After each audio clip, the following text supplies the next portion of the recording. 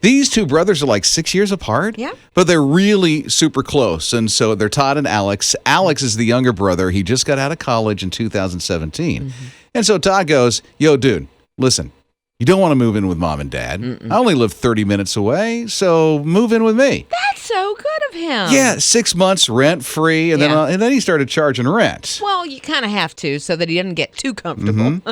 So Todd's like, okay, I'm going to charge your rent, buddy. So now it's 3 years later. I guess, I don't know, Alex may have just had enough of it. Mm-hmm. So Alex now has his own place. Oh, well, that's good. Yeah, and they celebrated the fact that he made a down payment, he got an offer, and now he's going to be moving into his own place. Yeah, that's good. I'm sure it's sad. Yeah, well, it's kind of sad. In a way, yeah. But it was kind of a neat thing because Todd said, okay, Mom and Dad, come on over. We're going to have a celebration for Alex. He's moving out. He's a big boy now. So college grad, Todd goes, okay, listen, I got something to tell you. You know all that rent you've been paying me? Mm-hmm. I've been saving it for you in a savings account. For 3 years? For 3 years. Another thing is that Todd, the older brother, has been kicking in another $150 a month on top of that. So his down payment was thousands and thousands of dollars. And so Todd said, brother, and mom and dad were in on this. Everybody kept this a secret for years until they just did this. It's all over Facebook right now. Yeah. And when he just gave the cash to his little brother, and he's just crying. It's just a sweet, sweet moment. When you have a relationship like that with siblings, it's like none other. The bond is so different than any other relationship. And that he would do that for his brother. And that's something else. That is awesome. I'm sure there's stories of brothers and sisters like that, but wow, that's crazy. That's and how he's kept that a secret all these years. Yeah, way to go, bud. Yeah. His morning crew. I guess when you want to go down a slide into the pool, you're going to do whatever you want to get up that slide and get into the pool, just like that. Even if you're 94 years old. It's Rob and Lizz on his radio. That is right. Michael Graham shared a video from, I guess, his family get-together over the 4th of July. Yeah, it was the 4th of July. Yeah. Cutest video when you see them help Grandpa get up that slide. Yeah, 94 years old. His name's Roy. Roy had a cowboy hat on, which I love. He's waiting, man. Has not long pants, but long shorts on. It looked like a grandson or something helped him up to the top of the slide, and then he took off. My favorite part is when he lands at the bottom, it's like the entire family swims over and gives him like a waiting noodle. Somebody else has one of those noodle chair type things. They're taking care of Pappy or Grandpa or whatever they call him. It's the sweetest video ever. Yeah, they pick him up because he stayed under a tad bit. Just a little bit. As if he wasn't going to come up if he didn't get assistance. Yeah, exactly. But they were there for him. He just so wanted to do that. Wanted to feel like he was as young as his grandkids were. That's right. And I guess one of the kids put it on social media. His morning crew. And his granddaughter goes in and goes, you have 6 million people that watch this video. He said, why does anybody want to watch me go down a water slide? What's that all about? It's Rob and Lizz, his morning crew on his radio. Such a pleasure to have your company this morning. Yeah, it's Hawaii. You planning on going to Hawaii anytime soon? I would love to. You know, my wife alluded to... you know what? I'm just realizing I'm wearing a shirt that makes me look like I'm in Hawaii, doesn't it? You have on a Hawaiian shirt. I put on a tourist shirt today. It's nice. So I guess I want to go. Yeah. I would love to. I just don't see any time practical that we could go, even if it wasn't COVID. Sure. Going on. Yeah. So, but my wife did allude to that she would like to spend one of our anniversaries there. Yeah, I think it would be a fantastic, memorable for the rest of your life kind of trip. Thing is, can't go. We were originally, I was going to talk about this because Hawaii was talking about pushing back the date when they would open up to tourists again. And it was supposed to be August 1st. They have now pushed that to September 1st. So if you have a trip to Hawaii planned anytime soon, it could be a very fluid situation. I know Ian in our video department is talking about his honeymoon. I think they're talking about going. It's later in the year, but it's still going to be something that you got to think about. You're getting married, Ian. You're getting married in October, right? October, correct. So hopefully hopefully all that'll blow over. Yeah, you would hopefully. think, yeah. But that's just one of those things you've got to keep watching. Now, the governor had said, I know it increases the burden on businesses in the islands, especially those small businesses, but they're really just trying to be proactive and help keep everybody safe. That's huge. Tourism is what keeps Hawaii alive, isn't it? Oh, I would think so. Yeah. It's a that's dream vacation. It's so beautiful. Yeah. At least when you watch Hawaii Five-0 and Magnum, it looks great. It really does. No, I have a friend who was born in Hawaii, and she's always talking about it. They want to eventually, I think, retire there or something. Of course you do. Why wouldn't you? Mm-hmm. Yeah, I've never been either. You got everything. Mountains and ocean, all in the same spot. Right, and just paradise. There's volcanoes. I mean, they're, inactive. I think they're all inactive, but, right? No. They're not? There's some lava's moving. Well, but it's not like huge. Anyway, I don't know. I know they have volcanoes, and it's gorgeous. It's just gorgeous. So, and a lot of movies are filmed there, so it's always exciting. Oh, yeah. You got some TV shows that are there. Yeah. My dad was stationed there when he was in the Army. No way. Yeah, during peacetime, of course. Where? Do you know where? Honolulu, I believe, the Big Island. So, yeah. Oh, that must have been horrific for him. Yeah, he's always talking about his time in the service. I'm like, really? Rob and Lizz. His morning crew. It's a fact. Nothing can separate you from the love of God. It says so in the Bible. I'm Rob. That's Liz, his morning crew on his radio. There is a little boy in England that is still smiling, I bet, ear to ear.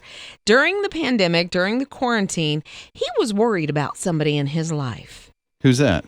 Queen Elizabeth. Really? Yes, he was very worried. He wrote her a letter that said, Dear Queen Elizabeth, you might be feeling sad or lonely during lockdown, and I thought I could make a word search so I could cheer you up. He made a little word search for the Queen of England, and the palace responded on her behalf. No way. So she evidently got it. Yes. And so the Queen kind of responded with, Dear Timothy, the Queen wishes me to write and thank you for your kind letter, for the puzzle you have created especially for Her Majesty, and the Queen hopes that you two are keeping safe and well in the current situation. That is great. So it was like one of those word puzzles where you circle and find the words inside. Right. All the jumbleness of those words. Yeah, like happy and sunshine or something like that. Good for Timothy. He's 7. He's 7 years old. And the Queen reached back out. Yes. Has done it. I don't know. I'm trying to remember if any famous person. I haven't written a lot of famous people. No. But you have texted them before and they've responded. I know that for a Well, fact. those are people I know because of what I do. But at the same time, they're still famous Those people. are friends. But they could still go, anybody could do that. Well, I don't think they'd give me their number if they were just going to go. You never know. You never know. But I wrote Sean Cassidy a letter when I was 8 years old. That is a throwback. If you were born before the 80s, I don't know if you know who Sean Cassidy is. No, he's been a producer on a lot of different TV shows, and he starred in a couple. But I was 8 years old, and I wrote him a fan letter on Charlie Brown notebook paper. Sean, I'm still waiting. How old are you? What? Did you just ask Back me? then. Oh, 8. 8 years old. Not Yes. how old are you? How old were you? Yes, 8 years when old. you wrote Sean Cassidy. Charlie Brown notebook paper. And he answered. He Yes, replied. yes. I have had Kelly Clarkson like a tweet of mine. It was a picture from when I was a little kid with a bowl cut. It was a terrible haircut. Uh-huh. And they liked the tweet, her show. So Her show liked the tweet. yeah, that was kind of Ooh, cool. Look at Yeah, you it may and not Kelly. have been her. We're besties. They're just like real tight. No, not really. tight. How about you? 800-447-7234. You reached out. You said something to some famous person. If they replied, let us know. Love to hear it. 800 His Radio. Rob and Lizz. His morning crew. Lillian said Kyle Petty. It's Rob and Lizz, his morning crew on his radio. So we were discussing about this young man who wrote the Queen of England, sent her a cross type of puzzle. I don't want to say crossword puzzle. Sort of. It's those search words, that you circle and you find the words inside all the jumbled up words in there. And the Queen wrote them back. Yeah. And so we started thinking about a time when maybe you reached out, you're probably a lot younger at the time, to some famous person, and then you heard back from them and you're like, no way. So Lillian said it was Kyle Petty. And here's the thing, this is such a unique memory. He rode her pink and purple bicycle. Just think of a little girl's bike. Yeah. It probably had the little frilly things off the handlebars and stuff. And a basket. They're at a quarter horse show in Raleigh, and that's where he rode that little bicycle. That must have been a neat memory. Oh, yeah. And she said there are pictures, but they're back at Mama's house. So she's probably, it's going to inspire her to go get them. Oh, please. And then text them to us. We want to see that, Lillian. Yeah. And then Brenda said she was working as a server. She's from Hickory, North Carolina. And she said Kelly Clarkson and her family were at Red Lobster, where she worked, on New Year's Eve. And she said, Happy New Year. And Kelly Clarkson, she said the entire family, just very down to earth, very sweet. Nice. That is super cool. Oh, when somebody reaches back to you like that. She seems like a nice lady. I don't know her, but. Yeah, I met her once, and she's very nice and very observant. She noticed that she thought my daughter looked like Selena Gomez. Really? Yes, and Whoa. she does. Taylor looks a little bit like her. That made your daughter's life. She still talks about it to this day. Obviously, sure. I do too. Kelly Clarkson thinks I look like Selena Gomez. I know, exactly. Did you know that? Kelly, I met her once. She called me Mr. Magoo. No, oh my goodness, she did not. That's a fib. I'm sorry. His morning crew. I don't know how you like to drink your beverage. When I was a kid and I drank a lot of soda, I loved Coca-Cola out of the can. Oh yeah. The best. And now with this whole COVID thing, a lot of people have stocked up on their beverage of choice in the aluminum cans. Oh, why? Yeah, because they're stocking up. They're okay. I guess it's almost like toilet paper. Oh, Is it going to be there or is it not going to be there? We better get it in our house. And a lot of people are not going out. Yeah. So, we would drink the soda or whatever, the iced tea or whatever it is, not in a can, but, in the cups. Right. And so there would be enough aluminum cans. Now there's a shortage of aluminum cans because of all this. The weirdest things that we're having, coins and aluminum cans. It makes no sense, but then it's all because you think there's so many coins out in the universe. Like what? And then aluminum cans as well. There's a lot on the side of the road that I see from time to time. Yeah, well, you can't reuse those. No, I know that's the thing. Even if we should be picking them up and not throwing them out in the first place. But there you go. You do recycle them, but they're not, turned into another soda can quickly. No. So the makers of these aluminum cans said, we are aggressively expanding our U.S. can manufacturing production, installing 2 new lines in existing facilities and building 2 state-of-the-art plants. And so they're addressing it. It's just not going to be for a bit. Yeah, and they have to social distance, which is why they're probably building those new lines. That's another reason why we're out of aluminum cans now. Exactly, because so many people, sometimes they're on a rotating schedule. So you go to work these days or this week, and then the next group goes the next swing week. Shift. Yeah, and then they're having a social distance. So it may take a little while. You may want to stock up if you see it in the stores. Don't go hog wild, though. Please don't. Because some people still want the aluminum cans. Yes, their soda. It's much colder that way. Rob and Liz. His morning crew. There is a little 5-year-old that should inspire us all.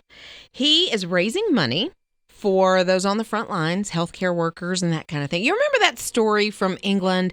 I think he was 100 years old, Captain Tom, and he would walk in his garden and he was trying to raise. Oh, yeah. He did 100 miles in his garden or something like that, right? Yeah, I remember him. One lap at a time. And he ended up raising like $40 million or something just incredible for frontline workers. So this little 5-year-old saw that story and he said, I want to do something like that. So his name is Tony, and Tony decided he was going to kind of do one lap at a time thing. Here's the thing about Tony. He has prosthetic legs. Yeah. He came into the world kind of tragically. He was born into a family of abuse, and he was abused fairly badly. Oh, that's horrible. So that doctors had to at one point save his life. And to do that, he lost his legs in the process. But he said at 5 years old, he understood gratitude toward those frontline workers. And that's what he's doing. He's using these prosthetic legs. He's getting up on his little crutches and he is walking to raise money for those frontline workers. May he do more than the $40 million that the other guy did in the UK. Yeah, I mean, he's doing really my. well. He's raised. He said he started to try to raise 500 pounds, but he's raised over $1 million so far. He has. And he's 5. What an inspiration that little guy is. Yeah, and he's been adopted by a very loving family who's raising him and giving him snuggles all the time. He deserves it. Mornings with Rob and Lizz. So here's this lady. She goes off to this auction. She sees this vase, and it's like, I like that vase. $56. It's hers. That's not bad. She brings it home. That was in 1954. That she bought it. She bought that Okay. vase. It's been with her ever since 1954. And so this vase just kind of resurfaces. It's been around with her cats where she lives. Yeah. Cats are like surrounding the vase and all this other stuff. Yeah. Turns out to be this Chinese imperial vase. And it was from a Beijing forbidden city. The Palace of Heavenly Purity is what it was called. Oh. I know, that kind of sounds creepy to me. Yeah. But it just sold in another auction, a forgotten Chinese vase, and it went for $9 million. What? She had no idea that she had like this royal vase in her home. She bought it for $56, which back in 1954, that'd be the equivalent of $1,500. Yeah, something like that. Wow. So she paid a good price for it, $1,500, but $9 million. Went for $9 million. That's an investment. She had no idea where it was from. No. Well, it's just like, it's a pretty little vase. Yeah, back then they didn't have Antiques Roadshows or Yeah. anything like that. So I wonder how that came about. Like she realized, I probably need to see what this is worth. Yeah, that would be an interesting story Yeah, to or the really appraisal. figure it out. Huh. Like if she went to somebody and had it appraised at an antique shop or, Who knows? Cool. Need a little extra cash. a little extra cash. I think I'll sell this. But it went for an auction and amazing. Have you ever thought about going into your attic or, some old boxes? Because we all have those things that we decorate with. And Nothing I have is valuable. And we don't keep a lot of stuff. I don't either. It seems like we do because Yeah. our garage is pretty packed, but we get rid of a lot. Yeah, we do too. My mom just kind of cleaned out some crystal and things like that. There are dessert cups. I think they're from like the late 1800s that she gave me. Really? Or somewhere in that time period that she gave me that were her great-grandmother's, I think the story is. So priceless for you. Oh, definitely. I couldn't, I don't know, $9 million. No, I couldn't, but I don't Oh, come on. I don't know. If those things were worth a lot of money, it would be, you'd let them go. I'm very sentimental. Very, very sentimental. But when somebody says, oh, yeah, you know what? I'll give you 10 mil. It How would- sentimental will you be at that point? It would buy homes for my children. Yes. It would buy So it would be- colleges. Let me take a picture so I can remember it's yours. Maybe you can have a pair and leave me with the one. I don't know. Something like that. That'd be nice, huh? Yeah.